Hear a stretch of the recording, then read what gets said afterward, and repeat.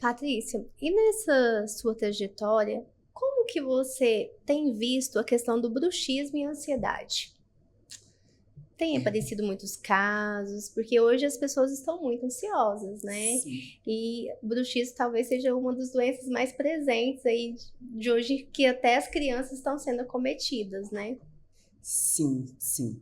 Excelente colocação. O bruxismo, depois da pandemia, eu acho que ele dobrou.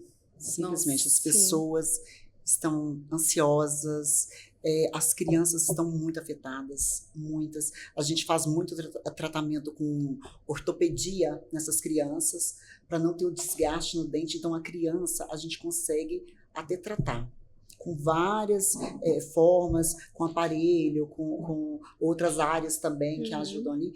Só que o adulto mesmo é mais difícil, entendeu? O adulto ele teria ali que fazer uma série de tratamentos para ter um paliativo, porque já não tem igual a criança no desenvolvimento que a gente Sim. consegue ali intervir. Mas Uhum. o bruxismo, ele acomete muito. Hoje, então, depois dessa pandemia, aumentou assim, é difícil você ver alguém que esteja trabalhando que não esteja com apertamento, você se Uhum. pega ali apertando ou fazendo o próprio bruxismo. Uhum. Então, assim, é muito. Então, tem que procurar ajuda sim, tem como melhorar, principalmente as crianças.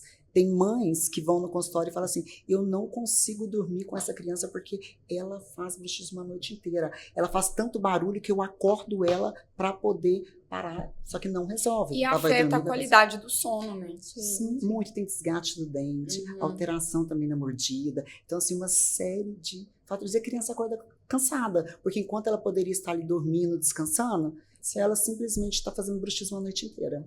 E Uhum. aí já está ligado também com a respiração. Então, assim, é uma série de problemas que precisa, assim, buscar ajuda, tanto os adultos quanto as crianças.